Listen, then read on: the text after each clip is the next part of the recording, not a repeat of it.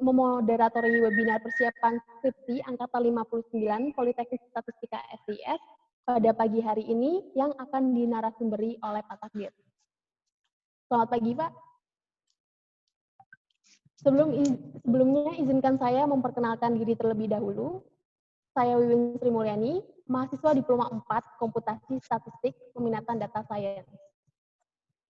Webinar pada pagi hari ini akan membahas tentang topik yang sangat ditunggu-tunggu nih Pak oleh mahasiswa tingkat akhir, yaitu kiat-kiat dalam persiapan penyusunan skripsi.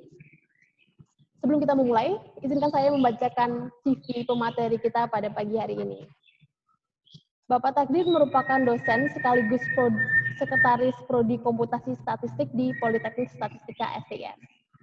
Beliau menyelesaikan studi program D4 Komputasi Statistik di SIS pada tahun 2010 dan melanjutkan pasca sarjana informatika Distributed Computing stay di Institut Teknologi Bandung dari 2013 hingga 2015. Kemudian untuk pengalaman karir, Pak Takdir merupakan pengembang software sistem akademik terpadu atau biasa kita kenal dengan Cipadu di SIS pada tahun 2010. Di tahun yang sama, beliau bergabung di SIS sebagai dosen tidak tetap pada Prodi Komputasi Statistik dan merupakan tutor pemrograman berbasis Java di Laboratorium Komputer Institut Teknologi Bandung pada tahun 2013.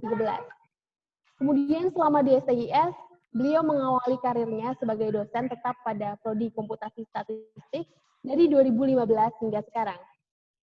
Beliau menjabat sebagai sekretaris jurusan Prodi KS pada tahun 2016, kemudian menjadi anggota tim TIK SIS pada tahun 2015. Selain itu, beliau pernah menjadi dosen tidak tetap di International Institute for Life Science atau I3L dari tahun 2016 hingga 2017 dan freelancer Programming and System Architect pada beberapa perusahaan software. Dalam karirnya menjadi software developer, beliau telah menghasilkan beberapa proyek yaitu ujian berbasis komputer, automated data collection, KPI, dan messaging system. Selain itu, beliau juga mengembangkan tentang Big Data for Official Statistics System Architect. Beberapa riset yang telah beliau jalankan, diantaranya yaitu sistem Cipadu atau sistem informasi terpadu di SIS pada tahun 2011, penentuan dan pengukuran indikator kualitas layanan pada jaringan bergerak seluler di Indonesia, joint riset dengan Puslikbang SDPPI, Menkominfo RI pada tahun 2017. Beliau juga merupakan pengembang KPI pada Sisnas, Shopee, Kementan, dan KL lain. Dan yang terakhir adalah Big Data for Official Statistics. Selanjutnya, izinkan saya membacakan tata tertib webinar persiapan skripsi pada pagi hari ini.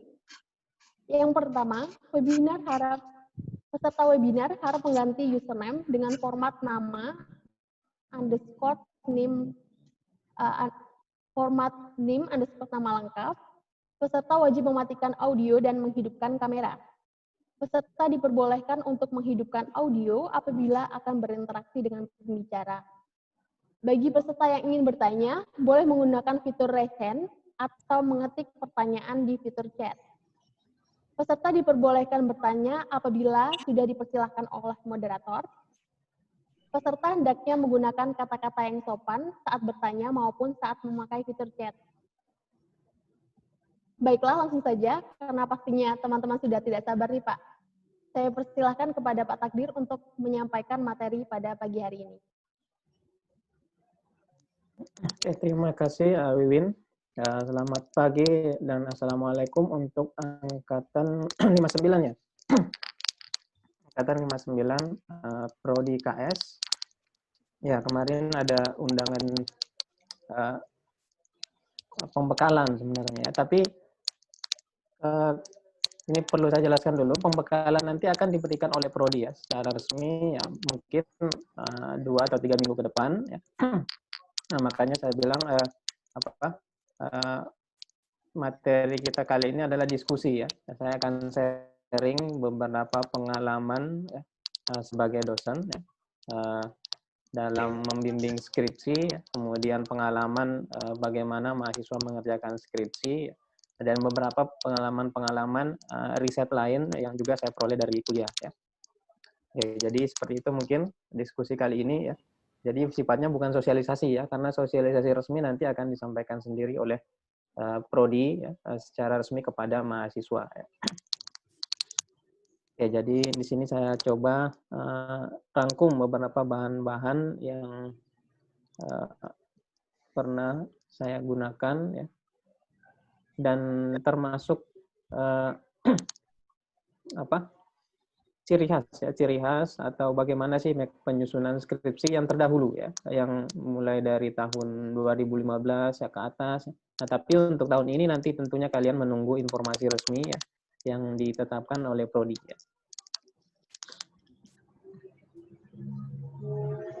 Oke, jadi ini pengetahuannya yang saya angkat cukup luas ya, bukan cuman terkait bagaimana skripsi itu disusun ya, tapi mulai dari pengenalan ya, kalian itu kira-kira bidang ilmu dan kompetensi yang cocok apa ya, kemudian apa aja sih yang ada tools yang bisa kalian manfaatkan atau topik-topik yang bisa kalian gali terkait dengan skripsi, kemudian mungkin beberapa pengetahuan umum juga bagaimana sih menulis proposal yang baik ya dari beberapa sumber. Sebelum saya paparkan, waktu saya berapa menit untuk pemaparan? Ibu moderator?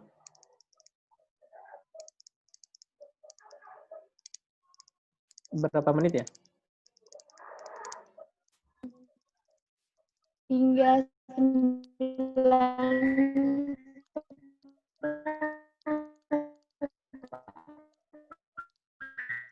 Halo?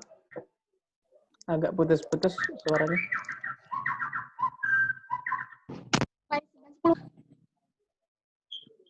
Sampai jam 10? 9.10. 9.10? Oke. Ya, Pak. Terima kasih ya. Kalau suara saya putus-putus tolong diinfokan ya, supaya saya ganti koneksi internetnya nih. Saya nggak tahu nih ini lancar atau enggak. Oke, saya izin share screen. Ada yang bisa mengaktifkan share screen-nya?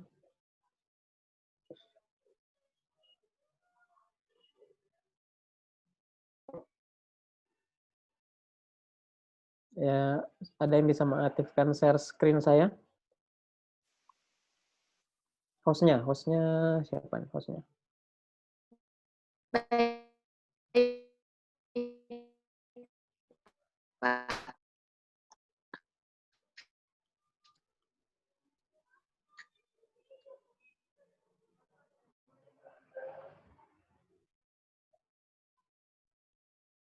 Belum bisa.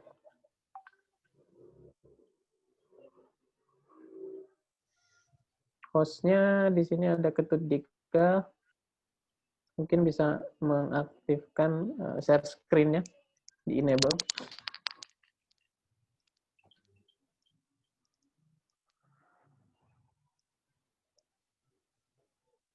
Nah, sudah bisa. Terima kasih. Suara saya jelas atau putus-putus? Jelas, Pak. Jelas, Pak. Oke, terima kasih.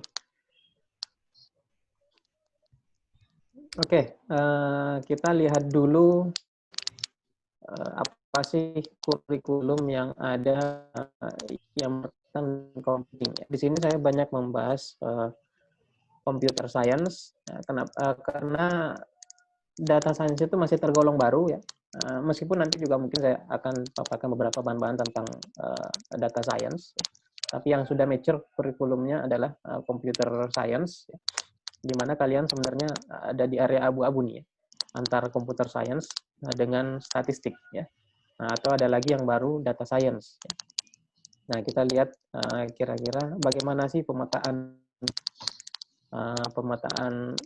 pembagian bidang ilmu ini ya.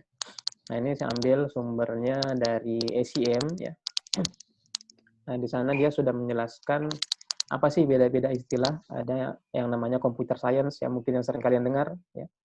Kemudian ada computer engineering ya. Ada information technology, ya. Kemudian information system dan ada software engineering. Tuh. Nah, itu beda-beda semua ya. Mirip-mirip tapi berbeda fokusnya. Ya, nanti kita lihat, dan ini juga akan memberikan kalian gambaran kira-kira saya nanti fokusnya kemana. Karena ketika menulis skripsi yang pertama dilakukan sebenarnya ya, adalah saya ini kuatnya di mana atau lemahnya di mana atau passionnya di mana. Nah, nyari dulu kan passionnya apa. Ya, kalau sudah tahu passion, nah biasanya itu selanjutnya lebih nyaman mengerjakannya gitu ya. Nah, jadi kalian mungkin masih mencari-cari passion ya. Nah, ini salah satu rujukan kira-kira saya nanti ini cocoknya di mana gitu ya. Karena passion tiap orang berbeda-beda ya. Dan tentunya harus disesuaikan dengan aturan nanti ya, aturan prodi misalnya skripsinya diarahkan ke arah ini ya, makanya dicari topik yang berkaitan dengan itu.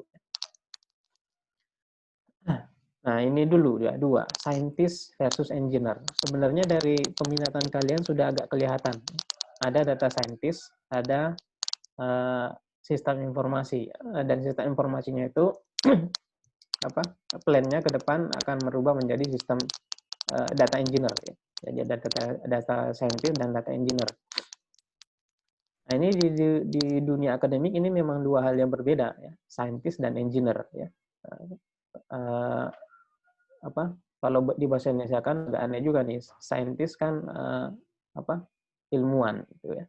Kalau engineer ya prekayasa gitu. Bahkan ada jabatan namanya fungsional prekayasa ya, di BPPT. Kalau data engineer di bahasa Indonesia berarti prekayasa data gitu kan, aneh juga. Ya. Jadi saya di sini sebutnya engineer saja, ya. Engineer dan scientist. Nah, ini juga beda ya.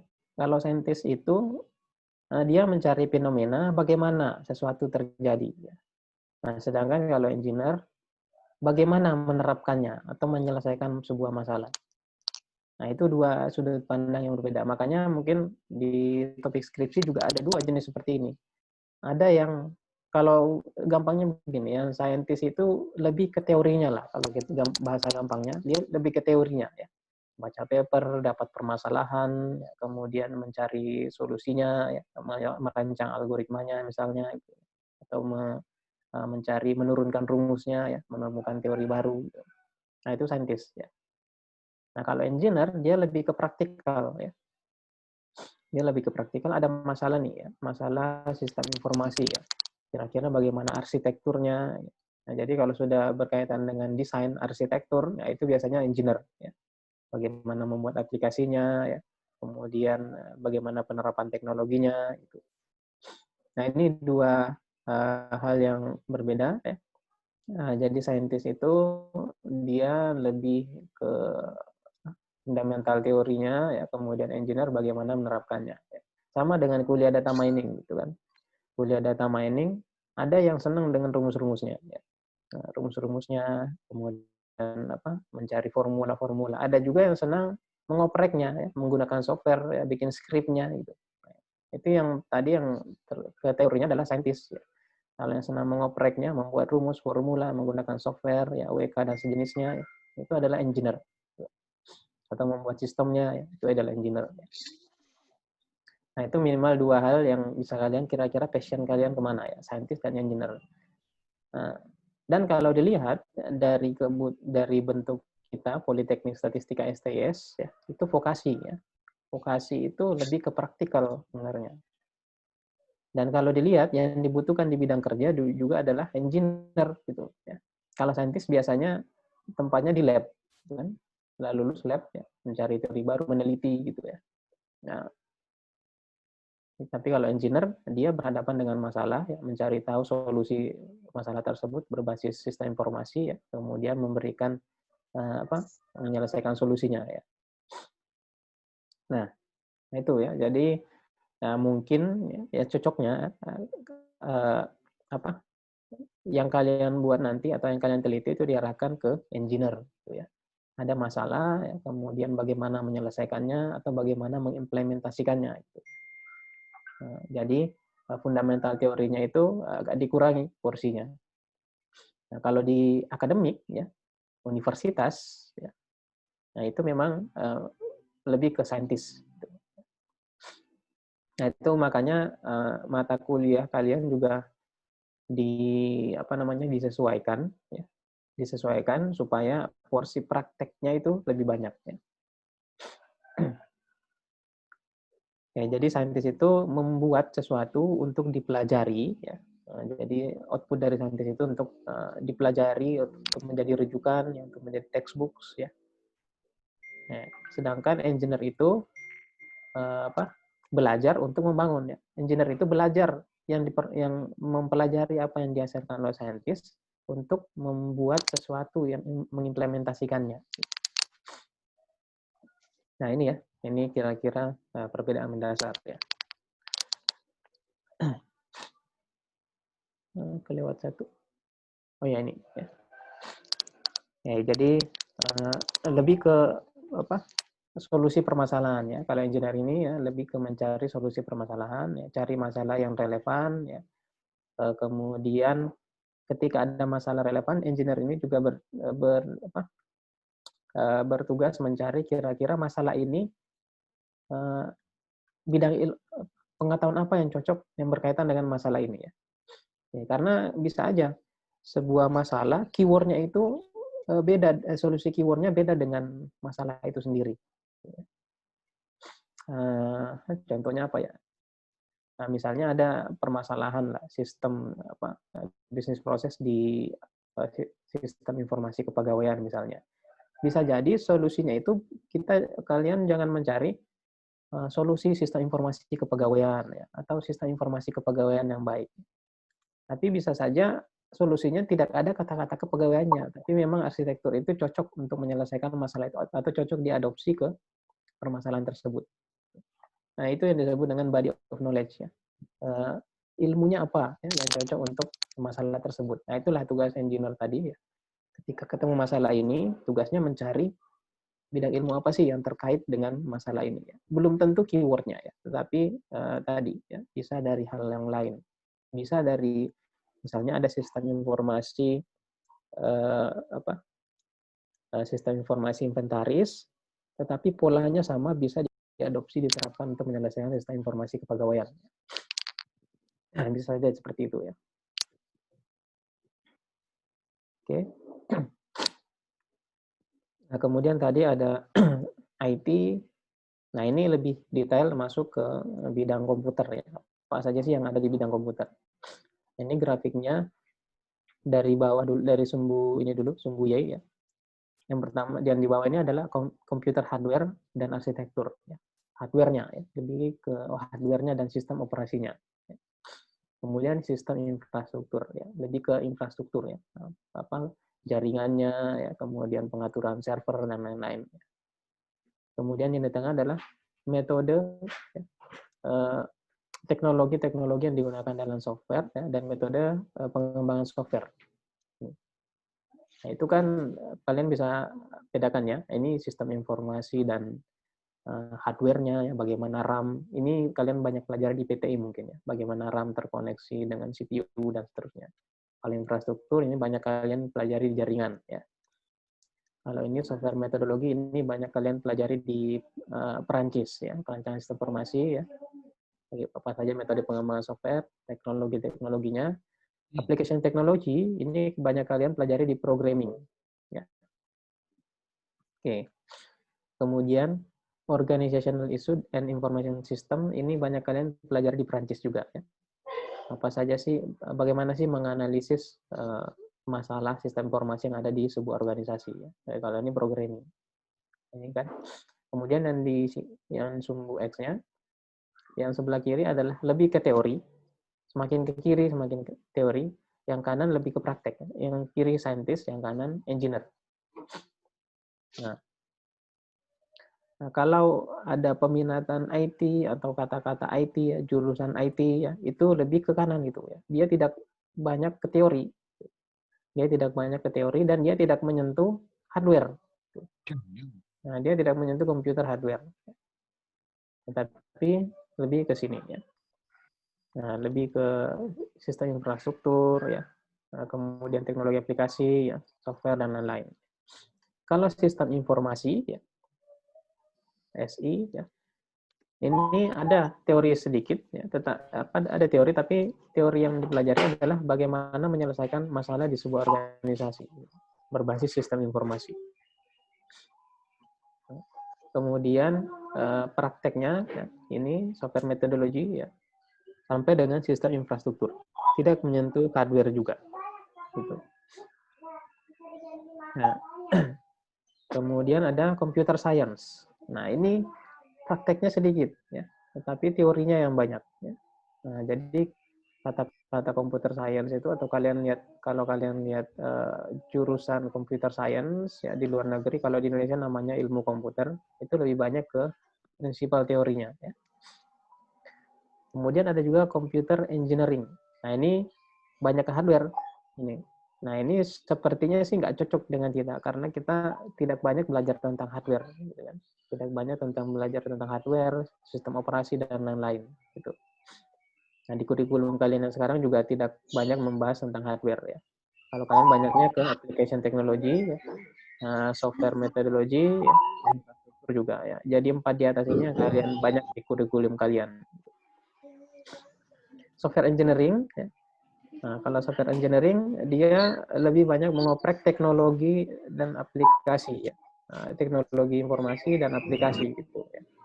Nah, tidak ke hardware juga, ya. Dan tidak ke menganalisis organisasi juga, ya. Permasalahan dari sebuah organisasi. Ya. Oke, jadi seperti ini kira-kira petanya. Ya. Kira-kira passion kalian kemana? Yang jelas di sini sebenarnya sudah bisa kalian eliminasi beberapa, ya, computer engineering. Tapi ada juga, ya, ini, dan ada juga beberapa skripsi sebelumnya yang ini computer engineering ada yang membuat perangkat IoT yang bisa mematikan dan menyalakan lampu di pusdiklat secara otomatis ketika nggak ada orang di ruangan kelas. Ya, yang nggak bisa dibatasi juga seperti itu, ya. Nah, ada juga yang membuat seperti itu. Ya. Itu kan lebih ke hardware, gitu kan. Oke. Nah, tapi kalian itu mayoritasnya kalau sesuai kurikulumnya dapat, ya mayoritasnya cocoknya ini memang SI, ya. SI, sistem informasi, atau IT, ya. Ini. Nah, lebih ke praktikal. Ya. Software engineering juga, ya. Kalau software engineering ini mungkin berkaitan juga, tapi sayangnya software engineering ini tidak menyelesaikan isu di sebuah organisasi. Nah, kalian disarankan supaya memang menyelesaikan masalah di sebuah organisasi, ya, BPS misalnya, ya. Nah, jadi kalian cari problem apa yang dihadapi di sana, ya, kemudian kalian memberikan solusi. Ya. Nah, ini sistem informasi memang yang cocok ini. Ya. Nah, baik itu data science maupun prodi peminatan SI, ya. Nah, itu kan bisa masuk ke kategori ini, ya. Ada masalah yang diselesaikan, gitu, ya. Bedanya kalau data science masalahnya bukan cuma sistem informasi, tapi berkaitan dengan pengolahan data juga. Ya. Nah, kemudian setelah dilihat lagi dari beberapa tahun terakhir, karakteristik dari prodi KS, ya, terutama dari karakteristik skripsinya, bisa dibagi menjadi 4 jenis lagi, ya. Jadi kita bisa membaginya dari sudut pandang yang berbeda, ya. Tadi ada scientist, ada engineer, kemudian ada computer engineering, kemudian ada computer science, bisa dilihat. Ini bisa lagi dilihat berdasarkan 4 karakteristik, ya. Ada yang cenderung ke IT-nya, kalian kan dapat materi IT dan statistik, gitu kan. Ada yang cenderung ke IT-nya, ada yang cenderung ke statistikanya. Ya. Oke, jadi nggak masalah juga, ya. Kalian bisa kemana-mana itu. Nah, sebelum itu bisa lagi dilihat dari 2 nih. Ada yang research base, ada yang project base. Kalau research base itu tadi, ya, lebih ke saintis. Ya.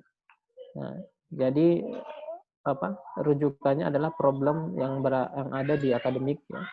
Kemudian melakukan kajian. Di sini ada kajian IT dan kajian komputasi statistik. Nah, kalau namanya kajian, dari kata-katanya kajian, ya, outputnya adalah rekomendasi kan. Kita kan mengkaji untuk memberikan rekomendasi, gitu ya. Mengkaji bagaimana penerapan ini untuk mengatasi masalah ini. Kemudian hasil rekomendasinya, hasil kajiannya adalah rekomendasi harusnya begini ya. Model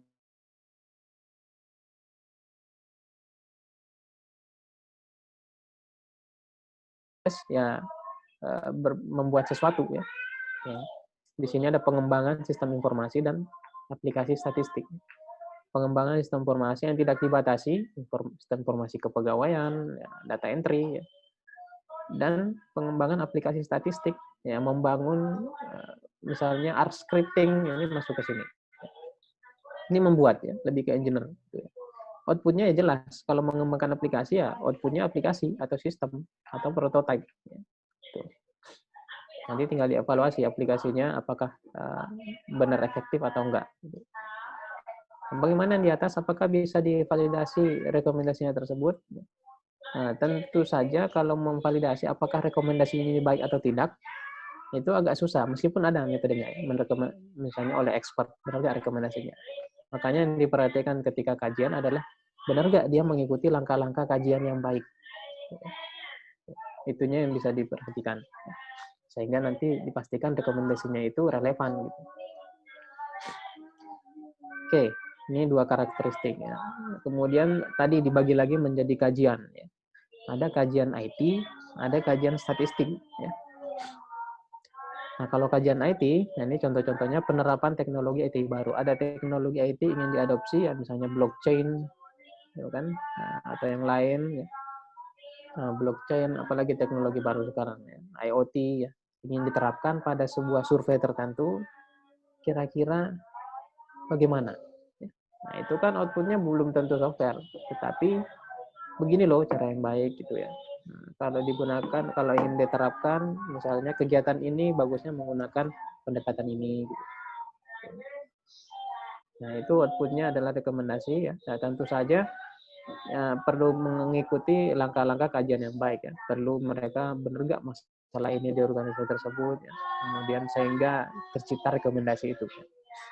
Atau bisa juga kurang efektifnya penerapan suatu teknologi IT ya. Nah, misalnya ada software yang digunakan tapi selama ini kok nggak maksimal gitu ya. Kira-kira apa yang salah? Itu juga bisa menjadi kajian. Identifikasi teknologi IT yang sesuai untuk kasus tertentu. Nah, ada kasus ya. Kita pengen cari kira-kira solusi IT apa yang cocok untuk ini. Atau model penerapan pengadopsian IT ya. Nah, ini mirip dengan yang pertama ya. Ada teknologi IT yang baru ya. Kira-kira bagaimana model penerapannya. Oke, kemudian kajian komputasi statistik. Ya, kalau ini lebih ke apa namanya? Ya komputasi statistik. Nah, kita lihat contohnya misalnya solusi ya metode statistik berbasis komputasi ya. Jadi yang ditelah adalah metode statistik yang ada saat ini ya, seperti yang dipelajari di prodi statistik ya, atau pengolahan analisis data yang ada. Nah, kalian mencari solusi berbasis komputasinya bagaimana? Ya. Misalnya dengan data mining ya, atau soft computing. Ya, gitu. Ini soft computing dan data mining. Ya. Nah, bisa nggak diterapkan ilmu-ilmu yang ada di computer science ini untuk menyelesaikan masalah statistik? Nah, itu ya.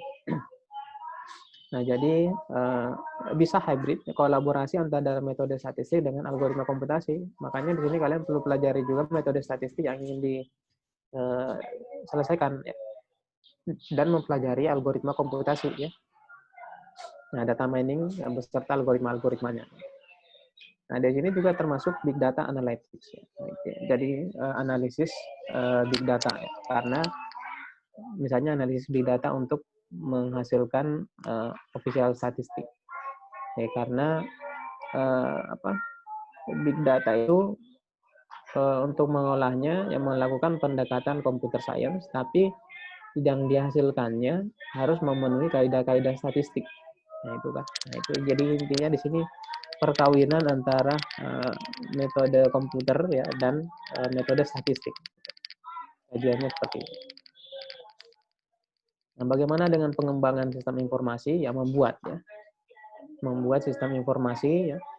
Yang pertama ini lebih general ya. Tadi macam-macam, bisa sistem informasi kepegawaian, perpustakaan. Tujuannya adalah kebutuhan otomasi sistem ya untuk mengefisienkan pekerjaan ya. Itu kan tujuan sistem informasi ya.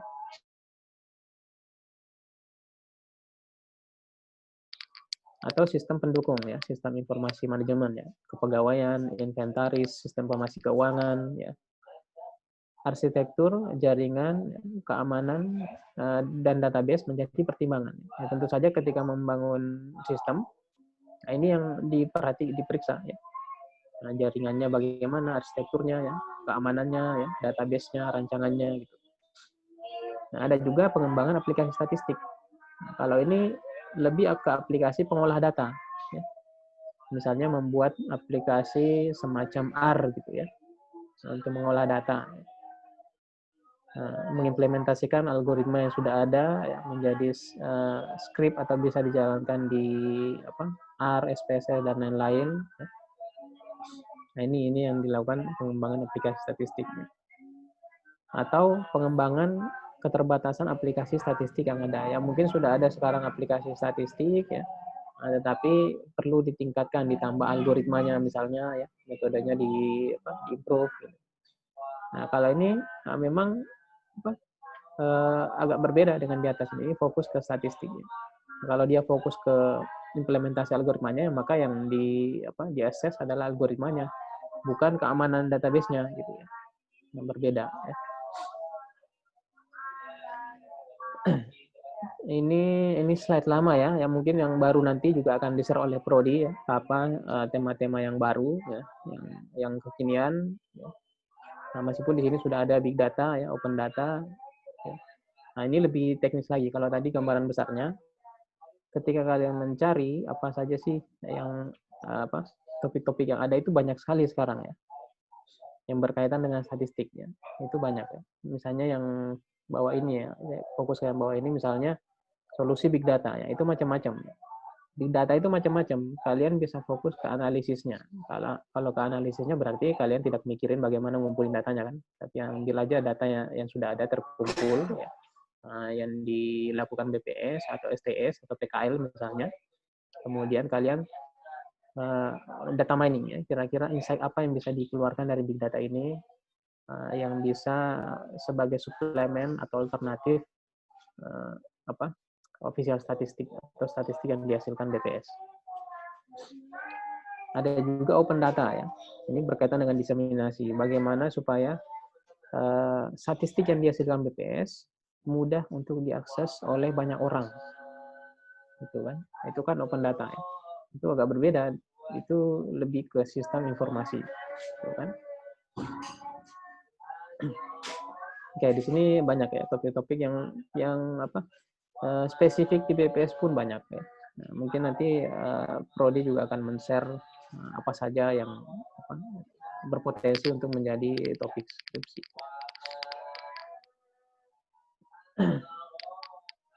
Nah, ini juga banyak yang lain ya.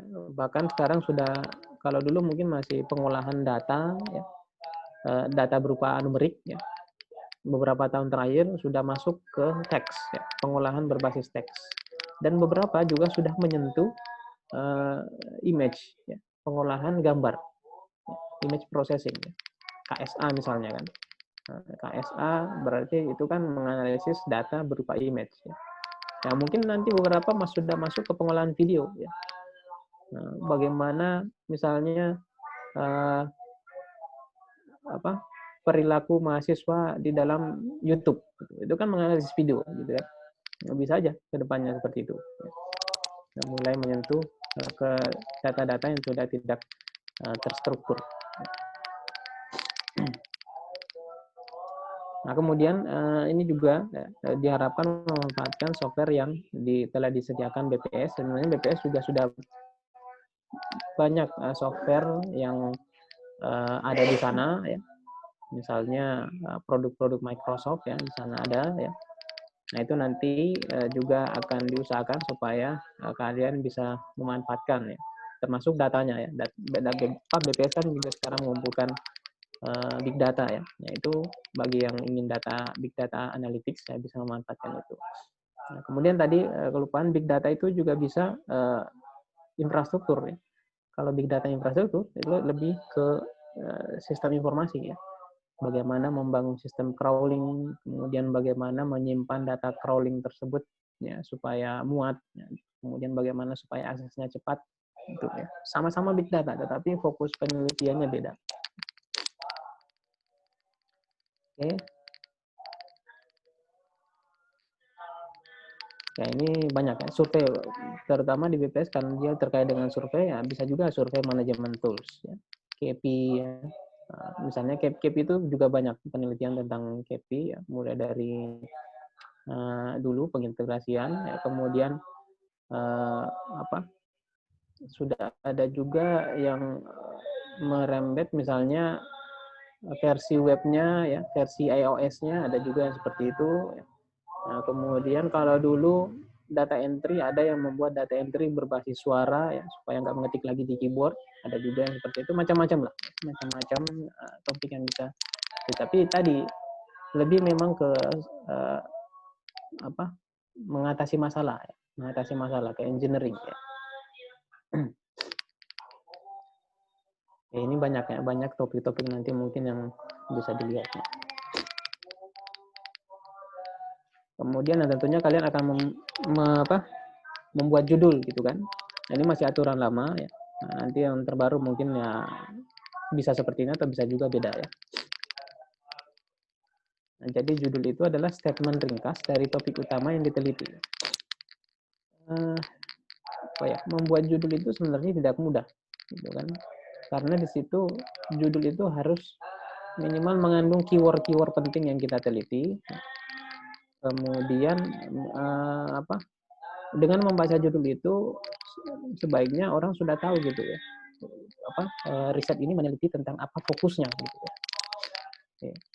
Banyak saya lihat judul yang memasukkan nama algoritmanya di situ gitu. Nah, misalnya algoritma data mining dan soft computing dimasukkan ke dalam itu. Tapi kalau dibaca ternyata fokusnya sebenarnya bukan masalahnya itu, tapi problem apa yang diteliti ya, statistik apa gitu, misalnya di BPS. Nah, jadi itu kalau bisa judul itu, kalau yang dimasukkan judulnya algoritmanya, berarti dia meneliti algoritma itu, gitu kan? Dia akan mengimprove algoritma itu, tapi ternyata tidak, dia cuma menggunakan aja sebagai tools. Masalah besarnya adalah misalnya adalah mengolah data yang banyak missingnya. Itu cocok ya, bukan metodenya. Nah itu salah satu yang bisa menjadi perhatian kalian juga supaya pembacanya nggak tertipu gitu ya. Ketika pembacanya melihat judulnya, sebelum dia membaca semua skripsinya dia sudah tahu dari judulnya. Gitu ya. Hindari kata-kata yang tidak perlu atau tidak relevan. Ya. Biasanya kalau mahasiswa saya arahkan judulnya sampai terakhir itu revisi ya, sampai skripsinya jadi judul masih bisa direvisi. Kenapa? Karena tadi ya, masih mencari jati diri gitu ya. Dia ajukan riset, dia belum tahu dia fokus kemana, apakah ke pengembangan algoritmanya atau mencari cara pengimplementasiannya menggunakan library yang sudah ada. Nah, itu judulnya bisa sangat dinamis ya. Nah, jadi biasanya judul itu baru fix ketika di belakang. Tapi perlu diperhatikan tadi ya. Nggak tahu, mungkin dimasukkan judulnya itu nama algoritmanya biar keren ya, tapi jadinya agak beda dengan yang disampaikan. Jadi sebaiknya tadi maka masalah utama yang diteliti, yang paling banyak pekerjaannya deskripsi itu ya dicerminkan di judul ya. Kemudian memberikan makna yang jelas ya, ini biasa ya. Hindari singkatan kalau memang dia bukan singkatan general ya. Kalau sudah dikenal di bidang ilmu itu ya nggak apa-apa ya. Tapi kalau baru atau apalagi singkatan yang kalian buat sendiri ya. Misalnya software diberikan nama singkatannya, orang nggak tahu apa itu selain kamu. Jadi buat dipanjangkan aja untuk pertama kali. Ya. Nah, setelah membaca judul, membaca abstrak ini agak lebih jelas daripada judul gitu ya. Tapi sama, tujuannya adalah menggambarkan apa yang dimuat di dalam skripsi. Nah, yang pertama latar belakangnya ini yang harus kuat gitu ya, biasanya di abstrak. Kenapa sih penelitian ini dilakukan? Nah, rata-rata memang mahasiswa mungkin pada pertama kali melakukan riset ya memang karena pertama kali ya menyusun skripsi itu mereka agak susah jawab urgensi penelitiannya. Kenapa penelitian ini dilakukan? Gitu. Karena rata-rata ya biasanya kalau yang peneliti pemula dia tahu dulu dia pengen bikin apa, baru dia cari-cari masalahnya ini kira-kira bisa mengatasi masalah ini. Terbalik gitu ya. Harusnya cari dulu apa sih masalah yang ada, kemudian kira-kira kandidat solusinya apa. Ya, jadi ya mungkin karena memang banyak menyentuh teknologi ya, belajarnya, jadi belakangan dipikirkan masalahnya. Ya. Nah, jadi sebaiknya dibalik ya, biar nggak buang-buang waktu, kalian cari aja dulu masalahnya, kemudian kandidat solusinya apa. Atau kalau memang tertarik di teknologi tertentu, ya cari dulu masalah yang terkait teknologi tersebut, ya, nah, baru dicocokkan dengan solusinya. Oke, jadi latar belakangnya apa? Ya. Kemudian abstrak kan singkat ya. Nah, jadi ya ditulis sesingkat mungkin, ya. Sesingkat mungkin yang orang to the point ya, to the point, jangan banyak kata-kata ya. Nah, boleh aja di era globalisasi segala, tapi jangan terlalu banyak gitu ya. Kalau bisa langsung to the point ya. Masalahnya apa gitu. Nah, kemudian solusi yang ditawarkan di penelitian itu apa? Kemudian tujuannya apa? Tujuannya ya, misalnya membangun ya, atau menganalisis, menginvestigasi. Ya. Nah, kemudian metode penelitiannya ini juga singkat ya. Biasanya kalau di proposal singkat ya. Metode penelitian ini bukan metode itu ya. Algoritma yang digunakan ya, bukan. Tetapi langkah-langkah kalian ini simpel aja sebenarnya nih. Apa masalah yang ada? Kemudian kira-kira solusi yang ditawarkan apa? Bagaimana kalian mengeksekusi solusi itu, metodenya? Kalau metodenya ya misalnya melakukan wawancara terhadap subject matter, ya kemudian memeriksa software-software yang sejenis, menganalisis software yang sejenis. Bukan metode itunya. Karena kata metode itu banyak, bukan metode algoritma yang digunakan, itu terlalu teknis. Tapi bagaimana menyelesaikan penelitian itu metodologinya, metodologi penelitian. Nah, kemudian membangun prototipe, setelah membangun prototipe, maka akan dievaluasi dengan pengguna software tersebut. Itu metodologinya. Hasil, kalau proposal berarti hasil yang diharapkan, gitu kan? Kalau skripsi asli berarti hasilnya. Nah, sama kata kunci ya, kata kunci yang menggambarkan bidangnya itu. Oke, ini lebih detail ya ke penyusunan proposal ya. Mungkin kalian juga dapat di materi metode penelitian ya, latar belakang ya. Nah, ini cuma clue-clue aja ya. Nah, ini saya ambil dari sumber ya, dari textbook, dan belum sempat saya terjemahkan ya. Nah, ini mungkin bisa di pelajaran nanti, mungkin saya berikan beberapa poin-poin penting aja ya. Nih, background, latar belakang. Pertama, general dulu ya, problemnya secara umum. Jadi ada itu gambar bagan bagaimana sih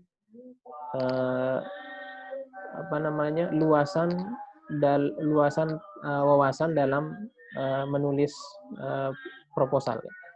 Nah, kalau kita lihat ini, mengerti dulu kalau pembaca membaca background itu, dia mengerti dulu masalah besarnya.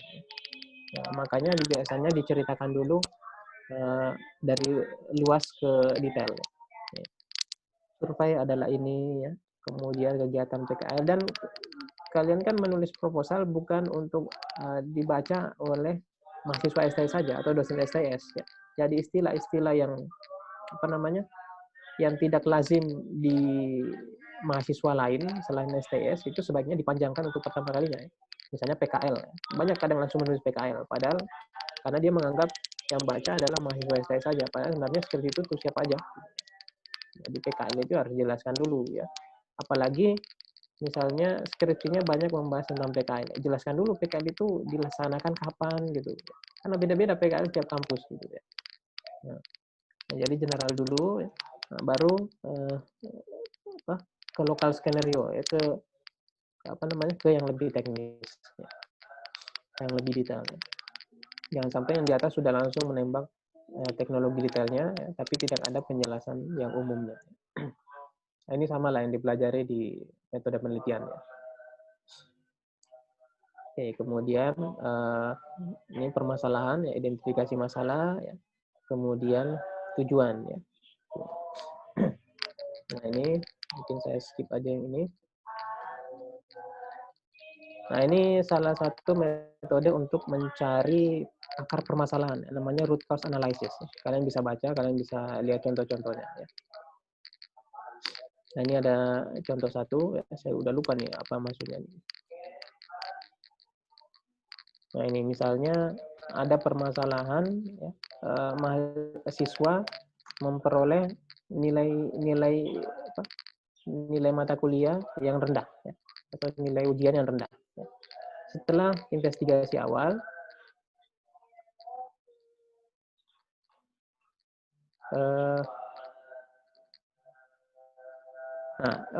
ini apa namanya? Yang memperoleh nilai yang kurang baik itu, ya,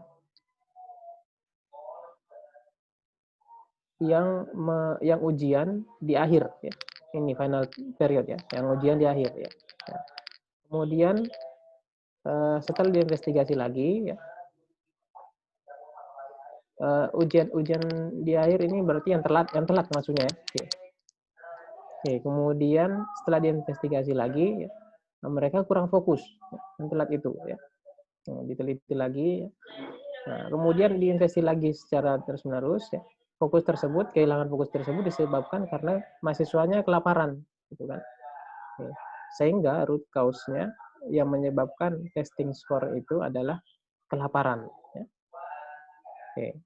Sehingga solusi yang ditawarkan sebaiknya mahasiswa makan dulu sebelum ujian. Nah, ini contoh salah satu ya. Masalahnya yang ditemui, yang dirasakan langsung adalah nilai skornya rendah. Tapi untuk mencari nilai skornya rendah ini kan banyak sekali penyebabnya. Bisa jadi dosennya cara mengajarnya nggak baik, kemudian mahasiswanya yang malas. Nah, tapi inilah salah satu cara mencari root cause-nya. Ya. Nah, dengan investigasi riset tentu saja di tengah-tengahnya ada statistiknya gitu kan. Dihitung dulu, oh, ternyata mahasiswa yang telat itu ada di yang datang belakangan. Gitu kan. Nah, kemudian ternyata, nah itulah data semuanya ini berdasarkan data. Kalau mau ditelusuri semuanya datanya ini ada. Ya. Kemudian mahasiswa yang telat itu ditanya, kuesioner, wawancara, dan ternyata dia nggak fokus, gitu kan? Mungkin dia nggak tahu alasannya apa atau belum memaparkan alasannya apa. Nah, ya itu tugas peneliti lah yang mencari ya. Tugas peneliti selanjutnya mencari apa ya masalahnya, kenapa ini ya, dia mewawancarai atau menanyakan ke dokter gitu kan. Sampai ketemulah masalahnya ternyata lapar ya, tinggal dikonfirmasi ke mahasiswanya benar nggak karena lapar gitu ya. Nah, ternyata karena lapar itulah keputusannya. Rekomendasinya adalah ujian sebaiknya dilakukan setelah makan siang. Nah, ini ya cara apa ya? Ini kaidah dalam riset gitu ya. Jadi tidak bukan berdasarkan insting kita secara subjektif ya. Kayaknya ini begini nih, kayaknya ini bagus nih. Tapi dicari dulu masalahnya apa dengan data-data yang ada. Nah, kalian kan statistisi juga kan. Ini cari kira-kira cara menganalisis sebuah masalah ya. Nah, namanya root cause analysis. Ya, kalian bisa cari referensinya dan contoh-contoh yang lain. Ya. Kemudian literatur review, bagaimana cara membaca literatur ya. Nah, ini keyword-keyword penting sudah saya merahin ya. State ini kira-kira kita mengertinya sampai mana ya? Sampai mana tentang bidang ilmu ini? Yang nggak dimengerti dan berkaitan dengan penelitian itu sebaiknya ya dilanjutkan mempelajarinya. Ya.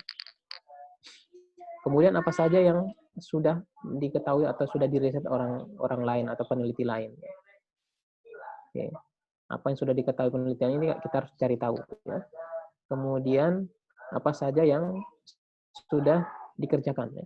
Apa saja yang sudah dikerjakan terkait dengan bidang ilmu atau teori yang akan kita teliti.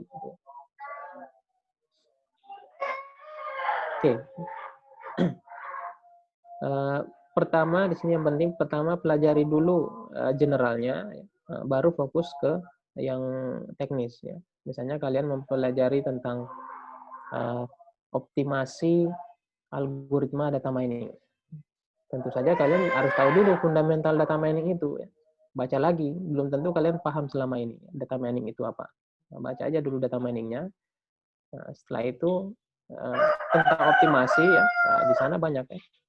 Nah, apakah berkaitan dengan algoritmanya atau infrastrukturnya. Baiknya baca dulu general keduanya. Nanti ketika kalian ketemu, sepertinya saya lebih cocok nih kayaknya ke optimasi dari sisi infrastruktur softwarenya. Nah, baru dalam ke situ ya. Oke, ini literatur review ya, kemudian metodologi ya, metodologi penelitian ya. Oke, bukan metode algoritma yang dipakai, tapi metode penelitian. Umumnya ini memang bagaimana mengumpulkan data, bagaimana menganalisis data ya, dan bagaimana menginterpretasikan data ya. Yang ini ya. Bagaimana sih menyelesaikan penelitian itu gitu ya. Oke, kemudian boleh juga ya kalau misalnya kalian rajin di proposal itu kalian menampilkan preliminary research, apa yang sudah kalian hasilkan selama ini ya. Cuman ini untuk yang rajin aja gitu ya. Misalnya selama ini memang dia passionnya ke situ, meneliti-meneliti, ya, sudah melampirkan di situ ini temuan awalnya. Itu masih perlu di riset yang lebih detail ya. Tips and trick ya. Baca. Nah, ini ya. Kelemahan biasanya ketika periset awal malas membaca ya. Jadi ketika ditanya ini sudah baca paper belum, nggak ada papernya ya. Nah, padahal dalam mencari paper itu sangat banyak caranya ya. Nah, misalnya cari paper, dapat satu paper, di bawahnya kan ada daftar pustaka. Daftar pustaka itu perlu dibaca juga, yang berkaitan, yang sangat berkaitan. Kemudian kalau kita cari di Google Scholar misalnya, ada berapa paper yang mensitasi itu. Kalau yang mensitasi paper itu ada 50, yang mensitasi paper itu dibaca juga, yang berkaitan. Dari paper-paper yang mensitasi itu kita baca, ada lagi daftar pustakanya. Baca juga gitu. Dari daftar pustaka itu, paper, ada lagi yang mensitasinya. Itu banyak sekali sebenarnya, tidak berhenti di satu. Jadi kalian mencari paper dengan keyword kalian, jarang, kalian cuma temu satu paper, itu bisa jadi ratusan paper. Caranya tadi, dengan melihat data pustakanya, siapa yang mensitasinya.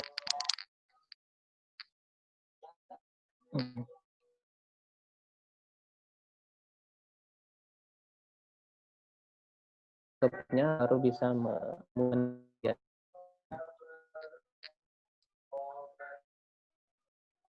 Oke. Ini beberapa resource yang bisa kalian gunakan. Mendeley yang belum menggunakan, silakan mulai menggunakan sekarang. Mendeley ada versi desktop ya. Mendeley ini memudahkan kalian untuk mengumpulkan paper, ya. Kemudian mensitasi papernya langsung misalnya di word processor ya, misalnya Microsoft Word, dan nanti akan terjadi sendiri daftar pustakanya. Jadi tidak perlu kalian buat manual lagi ya. Ini tools yang paling aman dan gratis ya, Google Scholar ya. Cari papernya, di sana kelihatan siapa yang mensitasi, ya. Kemudian papernya di-download, siapa yang disitasi, itu kelihatan juga. Open Journal, ya, jurnal yang tidak berbayar. Ini juga banyak, apalagi komputer, banyak sekali ya. Komputer dan data scientist, banyak sekali open journal. Ya. Jadi kalian diuntungkan nih, ya. Bidang ilmu komputer dan data science itu banyak yang open journal, ya. Bisa di-download secara gratis. Apalagi COVID, ya. Banyak sekali yang gratis sekarang. Ya. Kemudian khusus untuk yang meneliti teknologi web, www tahun sekian itu banyak papernya juga free. Ya. www misalnya 2000 itu akan ada satu jurnal yang memang artikel yang berkaitan dengan teknologi web terbaru di tahun sekian, nah itu bisa di Google ini. Satu website, satu domain, satu itu kayaknya, 1 tahun. Kemudian ini yang lain yang berbayar, ya. Nah, tapi sekarang banyak yang dibuka untuk gratis ya, karena pandemi. Ya. Ini. Kemudian ada juga SiteSeer ya, peneliti langsungnya kadang mengupload papernya di sini ya. Kalau mereka ingin melebarkan jangkauannya. Nah ini kira-kira. Nah mungkin itu ya. Waktunya juga sudah hampir pas ya. Oke, terima kasih. Silakan selanjutnya mungkin saya serahkan ke moderator.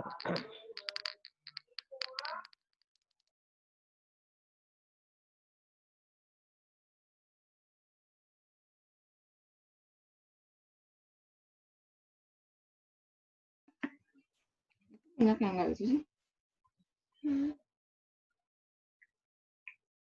Ini udah mulai loh.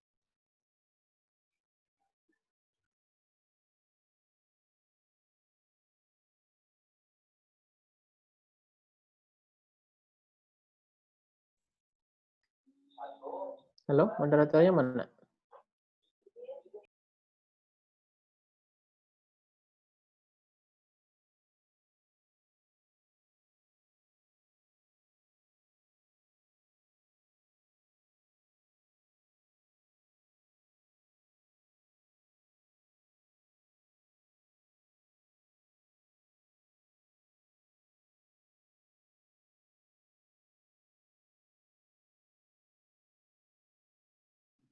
Baik, terima kasih Pak Takdir atas pemaparannya. Ya. Selanjutnya adalah sesi tanya jawab. Kepada teman-teman yang ingin bertanya, bisa menggunakan fitur raise hand atau mengetik pertanyaan di fitur chat dengan menyatakan nama dan kelas.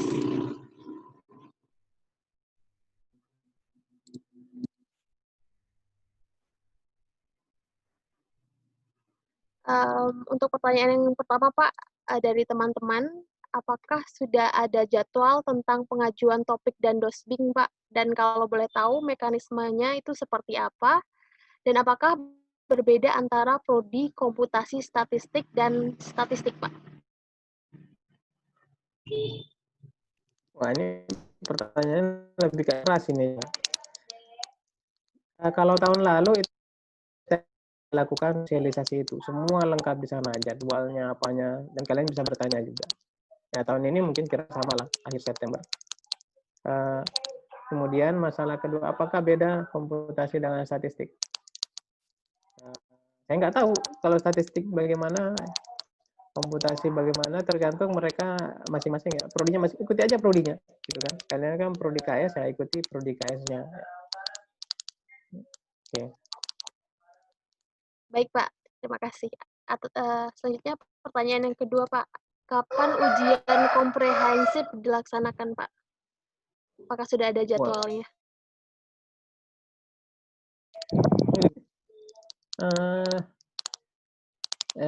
Ya, kalau masalah kapan jadwalnya, saya belum bisa mastiin karena itu pelaksana ujian kan BAK, itu kan. Nah, kemudian penyedia konten ujian prodi. Nah, jadi untuk itu mungkin ditunggu aja. Kalau memang bingung, acuannya tahun lalu kira-kira kapan gitu ya. Mungkin seperti itu. Ya, tapi nanti detailnya pasti akan diumumkan ya, pasti diumumkan kapan dan nggak mungkin juga diumumkan dadakan. Kompre besok nggak mungkin, pasti kalian diberi waktu untuk belajar yang cukup. Ya mungkin itu yang saya bisa jawab kalau terkait dengan administrasi. Ya.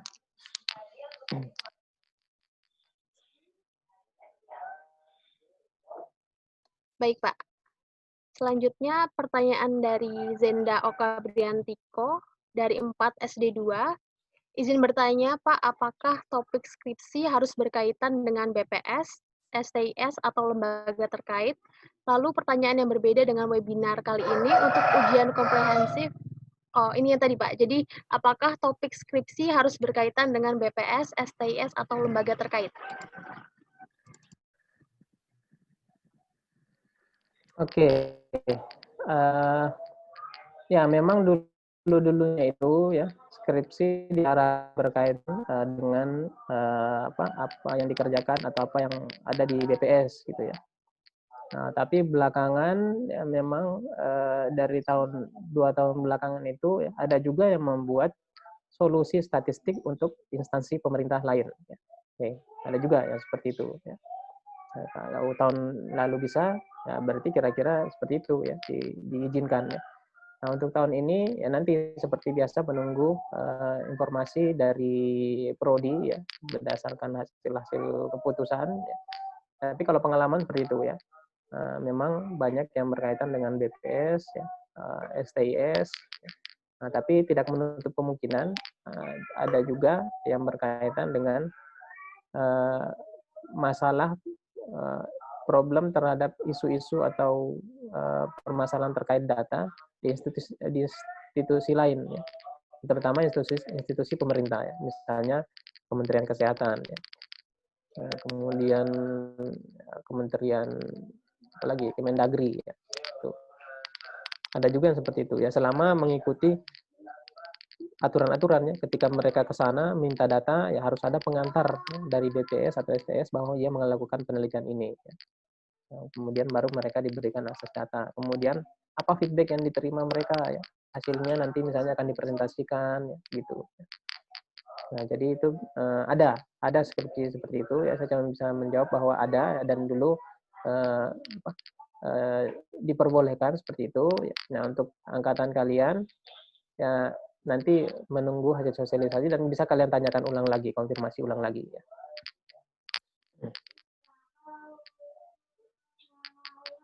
Oke, silakan.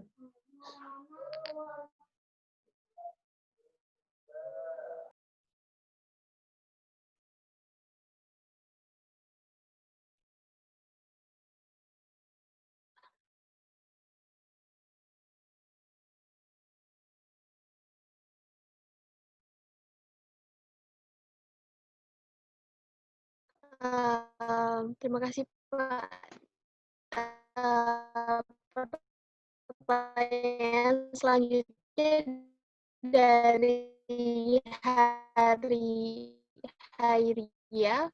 Izin bertanya Pak, apakah dalam pengerjaan skripsi KS boleh melakukan penelitian serupa dengan metodologi yang digunakan penelitian luar, namun ruang lingkup data yang digunakan berbeda?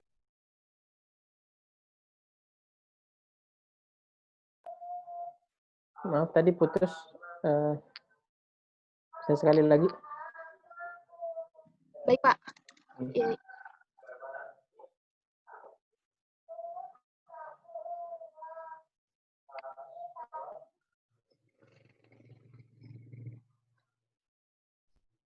Halo? Ya. Ya. Pertanyaan selanjutnya dari Hairia, Pak, dari 4 SD2. Izin bertanya, Pak, apakah dalam pengerjaan skripsi KS boleh melakukan penelitian serupa dengan metodologi yang digunakan penelitian luar, namun ruang lingkup data yang digunakan berbeda?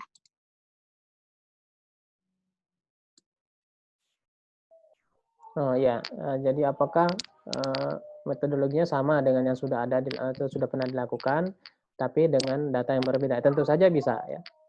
Kalian nggak harus menciptakan metode baru. Gitu. Nah, karena memang undergraduate ya, S1, D4 itu adalah mengimplementasikan sebenarnya ya. Tidak sampai menciptakan metode baru ya. Itu levelnya S2 mungkin ke atas ya.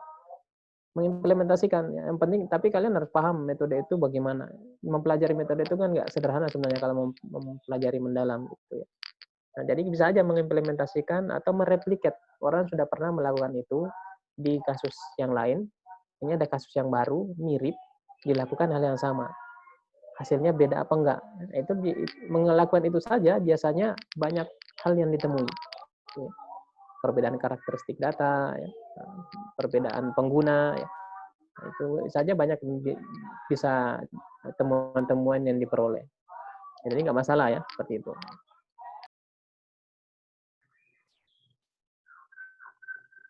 Baik Pak, pertanyaan selanjutnya dari Dea 4 SI1 Pak. Izin bertanya, Pak, semisal ingin melakukan kajian terkait aplikasi tertentu milik BPS atau STIS, di mana kita bisa mencari tahu hal-hal terkait aplikasi tersebut, seperti tujuan pembuatan aplikasi, target usernya, dan sebagainya. Jadi penelitiannya terkait dengan aplikasi milik BPS dan atau STIS, Pak. Nah, kalau STIS sudah ada unit TI, unit TK yang diketuai oleh Pak Ibnu, kemudian anggotanya ada Pak Farid dan di sana banyak ya. Nah itulah kalian kontak personnya untuk mengetahui siapa sih atau bagaimana sih aplikasi ini. Nah itu. Kemudian untuk di BPS ada sistem informasi statistik, ya. SIS. Nah, Direktorat SIS. Meskipun tidak semua aplikasi dikembangkan Direktorat SIS. Ada juga misalnya, tapi kebanyakan di kedeputian MIS, metodologi dan informasi statistik. Ada diseminasi. Di sana mereka juga ada membuat software-software khususnya untuk yang berkaitan dengan website BPS, ya, publikasi data. Kalau terkait dengan pengolahan data, memang banyaknya di SIS, ya. Di sistem informasi statistik, ya, program data entry, sistem informasi kepegawaian, itu banyak dikelola di sana. Tapi bisa juga ada di subject matter, misalnya di Direktorat Statistik apa gitu, statistik industri. Di sana juga ada pengolahan, tapi skalanya beda. Mereka lebih membuat atau scripting R atau membuat script untuk mengolah data yang sudah terkumpul. Misalnya dikumpulkan SIS melalui data entry, untuk mengolahnya itu biasanya ya lebih ke subject matter-nya yang membuat script itu. Ada juga di sana. Nah, tergantung software mana yang kalian ingin teliti. Nah, tapi memang biasanya paling gampang nanyanya ke SIS, ya, sistem informasi statistik. Ya. Di sana ada subdirektoratnya lagi, ya. Ada subdirektorat jaringan dan komunikasi data. Kalau yang kalian teliti terkait dengan sistem servernya, jaringannya, ya. Ada IPD, integrasi dan pengolahan data, itu yang membuat software data entry-nya misalnya, ya, atau software KP-nya, karena kemudian ada PBD. PBD itu lebih ke software-software yang dibuat vendor atau dibeli dari perusahaan software, ya, itu apa saja yang digunakan di BPS. Jadi macam-macam gitu ya. Nah, nanti tinggal dicari tahu aja apa softwarenya. Kemudian paling gampang sih menanyakan ke subject matter-nya, ya. Misalnya kalian yang menganalisis software yang digunakan oleh Sakernas. Nah, tanya aja yang subjek yang mengelola Sakernas, mereka pasti tahu tuh, oh bahwa ini yang membuat adalah SIS-nya gitu.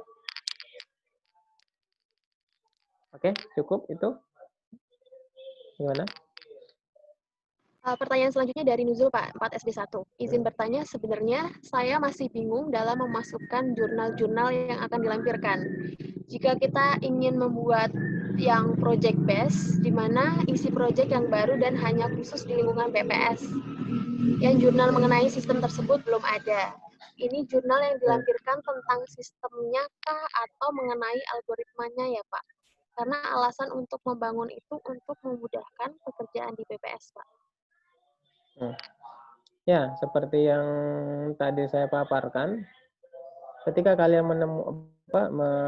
meneliti sebuah masalah, ya, masalah misalnya sistem informasi atau pengentrian di BPS, ketika dan kalian mencari paper akademiknya, itu tidak ada bukan keywordnya bukan pengentrian gitu, tetapi mungkin keywordnya beda. Keywordnya beda, misalnya form builder gitu ya. Keywordnya beda. Itulah tugas kalian sebenarnya, mencari kira-kira masalah ini orang lain yang membuat itu apa keywordnya ya. Karena belum tentu masalah itu keywordnya langsung itu ya. Sebagai contoh ada bimbingan saya satu, dia membuat engine untuk mengubah XML supaya bisa dieksekusi, XML yang menyimpan rumus, XML yang menyimpan rumus supaya bisa menjadi input sebuah software. Software itu kemudian bisa diinputkan data, dan formula yang awalnya cuma tampilan script XML itu seperti script LaTeX ya, tapi langsung bisa diolah softwarenya dan diinputkan data dan bisa menjadi output ya, seolah-olah dia kalkulator. Untuk mencari istilah itu dia butuh beberapa bulan sampai ketemu istilah itu di akademik ya. Dia sudah mencari XML parser bukan, kemudian mencari formula emulator juga bukan, kemudian macam-macam gitu ya. Kemudian dia mencari keyword format XML-nya, XML sedikit, tidak ada malah penelitian ya. Dari beberapa kali baca ya, dan dia dapatnya itu bukan dari paper langsung, tapi dari seorang yang membuat software di GitHub ya, yang membuat software tentang itu ya. Kebetulan di deskripsinya dia melampirkan penjelasan bahwa software ini ngapain, ketemu satu keyword di situ ya. Nah, namanya evaluator ya. Formula evaluator itu keyword yang dituliskan oleh pembuat softwarenya di GitHub. Nah, setelah formula evaluator itu di search di Google Scholar, ternyata ada ribuan yang meneliti tentang itu, dan itulah memang yang dimaksud. Oke. Jadi seperti itu ya, mencari body of knowledge itu belum tentu keyword yang berkaitan langsung dengan masalah kita. Nah, tugas peneliti lah yang mencari itu. Ya. Karena tidak ada solusi yang belum diteliti orang, biasanya sudah. Nggak ada yang solusi nggak diteliti orang, biasanya sudah. Cuman mencari keywordnya itu yang susah ya, mencari penelitian terkait itu mana yang berkaitan dengan ini itu yang perlu. Ya. Nah, mungkin itu yang bisa saya jawab. Jadi ketika kalian menemui topik ya, keywordnya sangat spesial, pengembangan permasalahan data entry Susanas. Kalian cari di Google Scholar nggak bakalan ketemu itu, ya. Nggak ada orang yang membuat permasalahan data entry Susanas. Ya. Nah, tapi kalau kalian mencari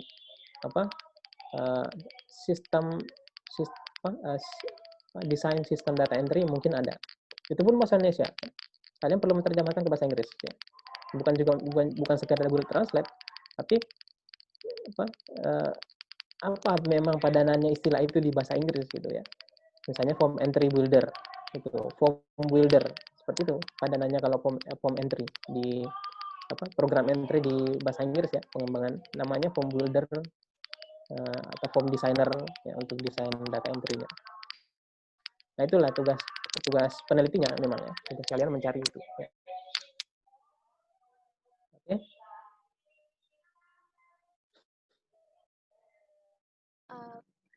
Baik, Pak.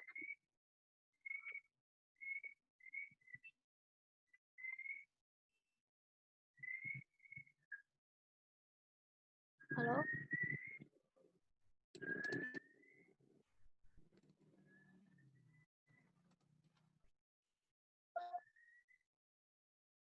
Baik, Pak. Pertanyaan selanjutnya adalah untuk mahasiswa Prodi KS, apakah bisa memilih topik dan pembimbing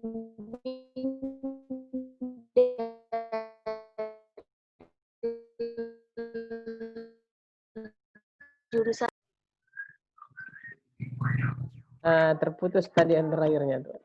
Pembimbing Oh iya, Pak. apa bla bla bla. Ya. Izin mengulangi. Ya. Untuk mahasiswa Prodi KS, apakah bisa memilih topik dan dosen pembimbing dari jurusan statistik, Pak? Nah, kembali ke tahun-tahun sebelumnya, itu dimungkinkan, bisa. Ya. Oke, jadi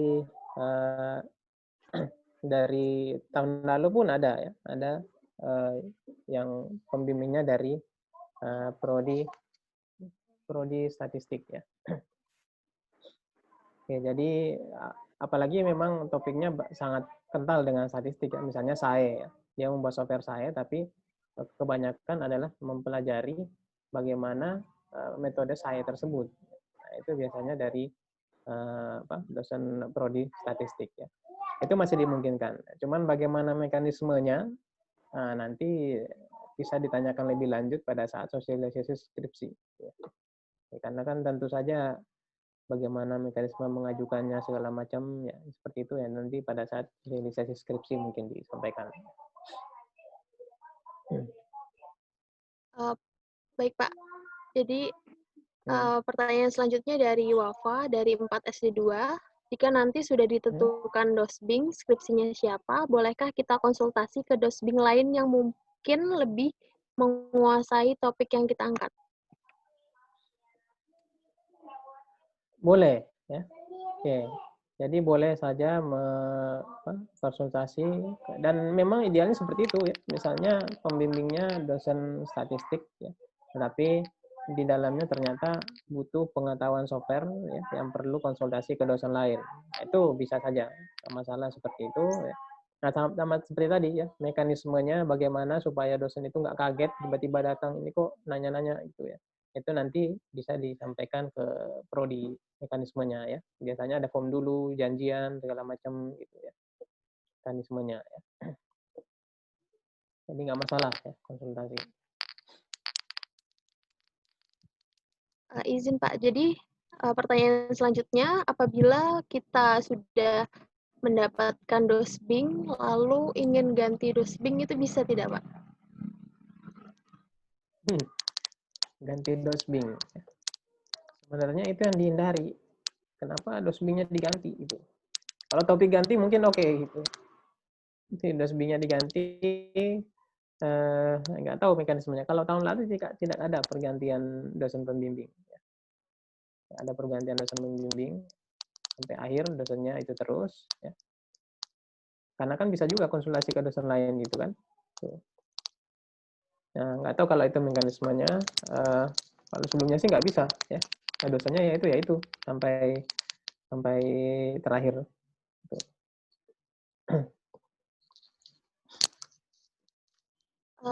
Kemudian pertanyaan selanjutnya Pak, jika topik skripsi ditawarkan oleh BPS, itu prosesnya bagaimana ya Pak? Apakah berbeda dengan topik yang diusulkan sendiri?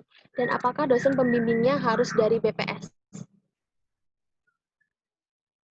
Kalau BPS itu misalnya ada topik dari BPS itu sebagai narasumber sebenarnya, subject matter ya, yakni sistem ownernya akan dibuatkan sistem. Dosen pembimbingnya tetap dari dosen ya, dosen komputasi statistik, kecuali memang kekurangan baru dosennya dari prodi lain atau institusi lain ya. Tapi sepertinya kalau jumlah kalian ya masih cukup gitu ya.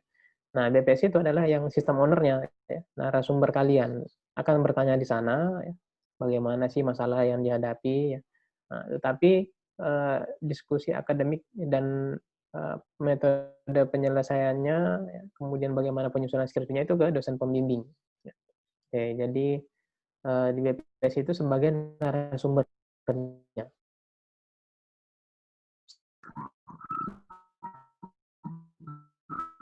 Baik, Pak.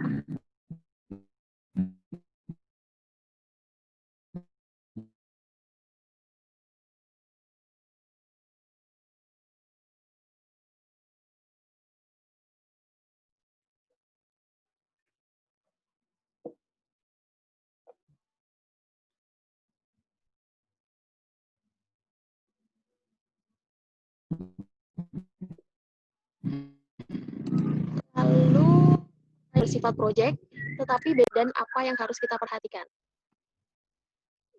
Putus lagi itu. Apa awalnya tadi? Izin mengulangi, Pak. Ya. Jadi untuk pengerjaan skripsi yang bersifat proyek tetapi beda topik itu bagaimana ya Pak mekanismenya dan apa yang harus kita perhatikan? Skripsi proyek tapi beda topik. Maksudnya apa tuh?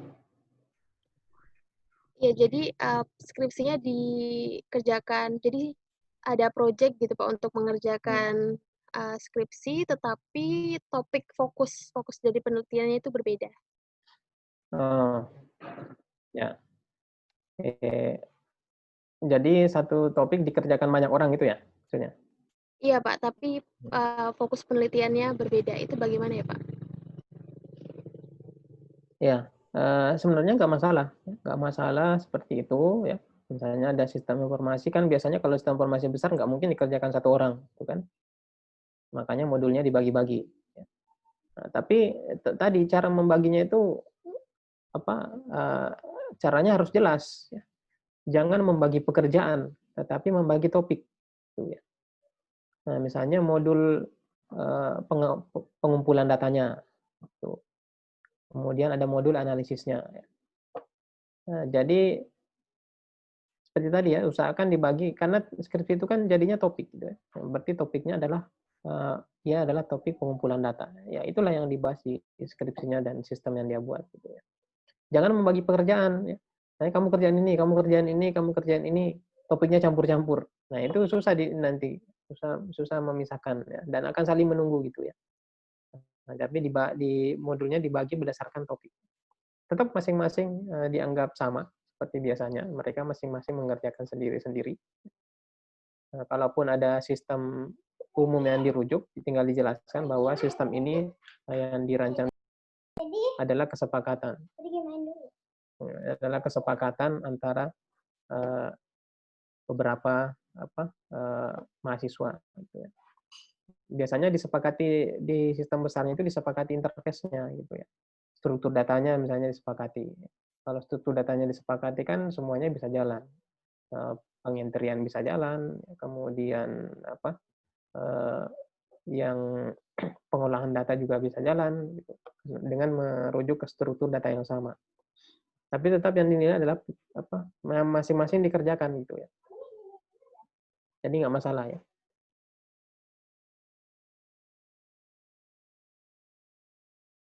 Iya Pak, baik. Pertanyaan selanjutnya, ini dengar-dengar ada rumor tentang seminar proposal, itu benar nggak Pak tahun ini? Rumornya dari mana itu?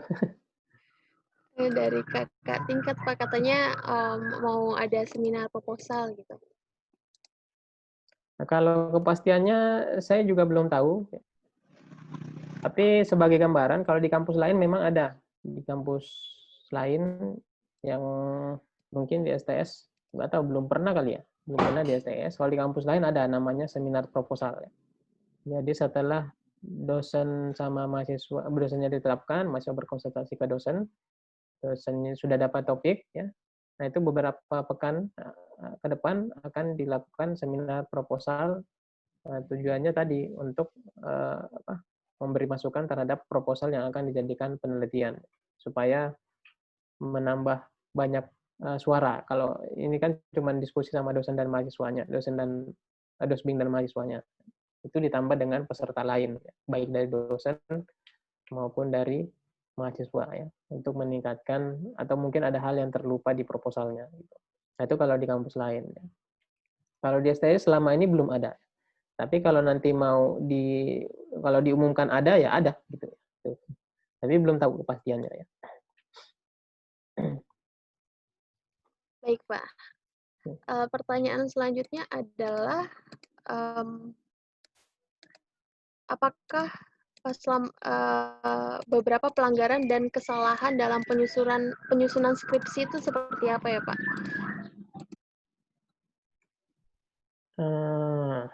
Aduh susah juga nih kalau beberapa kesalahan, macam-macam.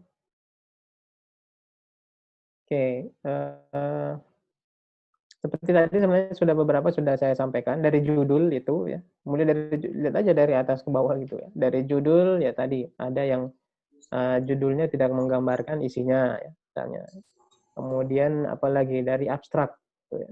Ya dari abstrak tadi latar belakangnya kurang kuat ya, atau urgensi untuk melakukan penelitian kurang kuat. Kemudian metodologinya juga ada yang salah kaprah ya. Langsung algoritmanya dijelaskan bahwa metodologinya adalah menggunakan algoritma ini, padahal metodologinya adalah metodologi penelitian gitu ya.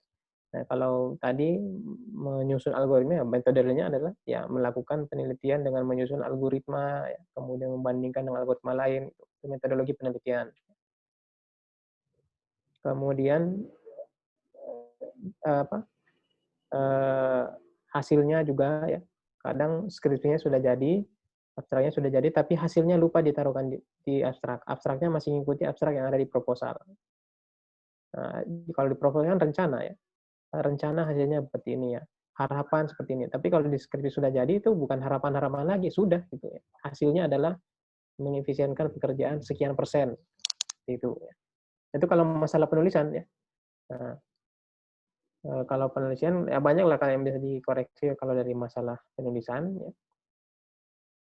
Kemudian keliruan juga yang banyak ya, yang mungkin yang agak kelihatan dari saya adalah software development life cycle, metode pengembangan software, mulai dari analisis, perancangan dan segala macam. Itu isinya copy paste semua gitu ya. Nih. Jadi SDLC itu kan bisa dibahas di bab 2 ya, kajian pustaka ya. Di sana dijelaskan bahwa tahapan analisis itu dari teori itu ngapain. Tapi ketika sudah masuk bab 3, nanti kan sekali ada bab 3 metodologi. Jangan diulangi lagi kata-kata itu, kata-kata dari buku analisis ini ngapain, kata-katanya, tapi spesifiklah ke skripsinya ya. Jadi misalnya dari analisis, saya tuliskan bahwa bahwa peneliti melakukan kunjungan dan wawancara ke subject matter ini, subjek ini gitu ya. Jangan cuma mengulang kata-kata generik. Misalnya pengumpulan data ya. Pada tahap ini dilakukan pengumpulan data dengan menghubungi subjek matter terkait. Itu kan umum sekali gitu ya. Nah, jadi bab 3 itu sudah menyentuh konten skripsinya. Kalau umum semua nanti ya plagiatnya tinggi. Jadi sebenarnya skripsi itu mulai dari bab 3 ke bawah, catatan harian, diary yang ditulis dalam bahasa yang formal. Nah, jadi tips saya untuk bimbingan saya biasanya apapun yang kalian lakukan, tulis di diary, catatan harian kalian dengan bahasa kalian sendiri, bahasa gaul juga nggak apa-apa. Itulah yang kalian nanti formalkan menjadi bahasa formal dengan bahasa baku yang baik. Karena kalau nggak ada itu, pasti kalian menyontek bahasa-bahasa umum yang digunakan orang. Nah, tapi kalau dengan kata-kata diary kalian sendiri, itu memang yang kalian lakukan. Nah, jadi tulis, jangan lupa buat buku diary, tulis dengan bahasa kalian sendiri yang mudah dipahami, atau kalau enggak ya direkam aja, sekarang kan storage sudah murah gitu ya. Nanti itu yang diformalkan menjadi tulisan. Itu betul-betul karya ilmiah masing-masing ya. Nah, itu mungkin tips-tips yang saya berikan yang selama ini banyak yang mengulang ya. Yang seharusnya dia di bab 2, bab 2 itu kan kajian teori. Apa yang sudah ada di teori dituliskan situ, tapi dimasukkan lagi ke metodologi ya. Metodologi padahal metodologi sudah harus menyentuh ke apa yang karakteristik skripsi masing-masing. Apalagi di bab 4 gitu kan. Bab 4 ya sudah betul-betul mengurangi teori. Jadi kalau jumlah citasi, latar belakang itu citasinya sedikit ya, karena masalah paling ada 1-2. Kajian pustaka paling banyak citasinya. Makin ke bawah makin sedikit citasi ya. Makin sedikit teori yang dirujuk. Artinya kalau kita tidak merujuk ke citasi itu berarti hasil karya kata-kata kita sendiri. Kata-kata yang kita susun sendiri. Oke? Baik. Izin mengingatkan kepada teman-teman yang ingin bertanya bisa memanfaatkan fitur raise hand. Kemudian untuk pertanyaan selanjutnya Pak, apakah ada tips untuk menemukan topik Pak? Mengingat teman-teman ini udah nggak sabar untuk ngerjain skripsi Pak, proposalnya. Tadi, dari mana ya kalau menemukan? Pertama passion-nya dulu ya, sudah bisa lihat ya, passion-nya kemana. Kemudian ya baiknya tadi mengerucut ke passion kalian yang mana dulu, apakah sistem informasi, kuatnya kemana, baru passion ke yang lebih detail ya. Nah, misalnya ke sistem informasi, apakah pembangunan infrastruktur, ataukah pembangunan sistem data mining ya. Oke. Dan baca generalnya dulu ya. Nah, jadi misalnya kalian ingin meneliti tentang data mining, baca aja dulu istilah-istilah general untuk data mining gitu. Baru masuk ke detailnya. Belajarnya luas dulu, jangan dalam. Ya. Luas ya. Jadi baca dari definisi istilahnya ya. Kalaupun kalian membaca paper, jangan baca sampai kesimpulannya gitu ya. Tapi paper ini meneliti apa, dari abstraknya cukup ya. Sepertinya dari abstrak dan introduction. Jadi kalau kalian membaca paper untuk sekarang ya, masa-masa pencarian, jangan baca sampai belakang, tapi baca abstrak dan pendahuluan. Di situ sudah kelihatan orang ini ngapain, masalah apa yang diselesaikan, pendekatannya bagaimana. Tuh. Nah, dari rangkuman beberapa paper yang ada pendahuluannya itu, disitulah kalian menemukan passion kalian biasanya. Oh, saya kayaknya kayak gini. Gitu. Setelah passionnya ketemu, ya disingkirkan paper-paper yang nggak terkait. Nah, tadi gunakan Mendeley. Ya. Mendeley itu bisa mengelompokkan paper kita nanti. Jadi ketika suatu saat ingin merujuk, nggak nyari-nyari lagi papernya di mana, ya, karena di-pool semuanya di situ. Nah, baru masuk lebih detail, ya, detail teknis, istilah-istilah yang detail. Ya. Misalnya kalau menggunakan Hadoop, ya bisa gitu. Nah, itu kalau kalian belajar dari paper. Ya. Tapi kalau belajar dari teknologi, saya juga bottom up ya. Kalian mencari software ya. Tapi tadi jangan asal mencoba software, lihat deskripsinya gitu ya. Kalian nyari project misalnya di GitHub ya, di running, deskripsinya pakai teknologi apa. Misalnya pakai teknologi Hadoop ya, teknologi Hive segala macam. Cari referensi tentang Hive tersebut ya. Nah, di artikel-artikelnya atau di website resminya. Supaya tahu itu sebenarnya digunakan untuk apa gitu ya. Jadi tetap memang bagusnya kalian baca dulu ya teorinya yang supaya benar-benar paham gitu ya. Pahamnya benar-benar yang paham gitu ya. Enggak paham setengah-setengah. Enggak mendetail tapi paham gitu ya. Apa yang dimaksud ini gitu. Dan tujuannya apa, minimal apa yang dimaksud, tujuannya diperuntukkan untuk apa itu. Jangan sampai salah peruntukan. Oke, mungkin itu kali tips-tips untuk awal mencari topik ya. Banyakin membaca ya. Banyakin membaca. Dan tadi tekniknya jangan membaca sampai detail tapi skimming ya. Skimming untuk mengetahui oh ini loh ada penelitian seperti ini, ada penelitian seperti ini. Kalau sudah membaca sampai kesimpulan kan itu artinya terlalu mendalami paper itu. Nah, jadi bacanya yang luas gitu, horizontal. Oke.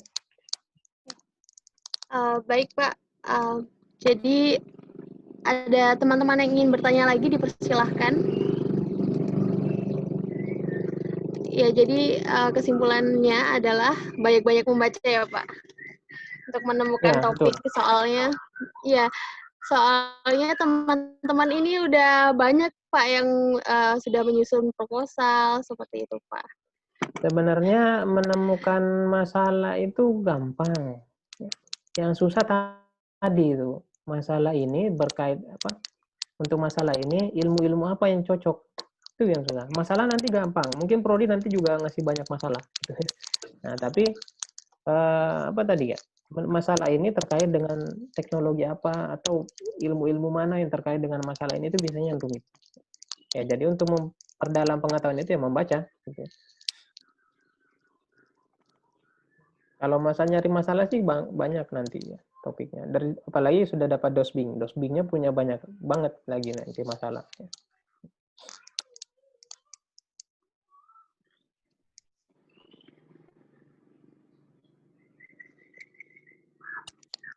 Ya baik. Jadi pesan untuk teman-teman untuk menemukan topik, banyak-banyak membaca dan jangan lupa untuk selalu membaca jurnal. Mungkin sekian Pak dari pertanyaan. Saya beri kesempatan lagi kepada teman-teman yang ingin bertanya mungkin. Ya, karena waktu sudah 9.44, mungkin pesan terakhir dari webinar ini adalah untuk teman-teman KS dan juga beberapa teman-teman dari statistik yang menghadiri webinar ini, bahwa untuk menemukan topik dan juga untuk menghadapi skripsi, kita harus banyak-banyak membaca dan juga sebenarnya tidak ada yang perlu dikhawatirkan di sini. Yang penting kita semua konsisten dengan apa yang kita kerjakan, kemudian memperhatikan peraturan yang diberikan oleh kampus, dan mengajarkan skripsi dengan baik. Kepada teman-teman yang sudah bergabung, saya ucapkan banyak terima kasih. Dan juga untuk Pak Takdir, saya ucapkan banyak terima kasih Pak atas pemaparannya. Sama. Selanjutnya, saya akan menutup diskusi kita pada pagi hari ini. Bagi teman-teman dan Pak Takdir, jaga terus kesehatannya supaya kita bisa melakukan skripsi ini dengan baik, dan seperti pesan yang disampaikan oleh Pak Made, Archana waktu pemaparan persiapan skripsi pada sesi 1 lalu, bahwa kalau bisa angkatan kita lulus semua, lulus skripsi semuanya. Amin. Saya selaku moderator, mohon maaf jika terdapat kesalahan atau tutur kata yang kurang berkenan. Saya akhiri. Wassalamualaikum warahmatullahi wabarakatuh. Waalaikumsalam warahmatullahi wabarakatuh. Terima kasih banyak, Pak. Oke. Pak. Terima kasih banyak, Pak. Saya Jinlit ya. Iya, Pak. Jaga kesehatan terus, Pak.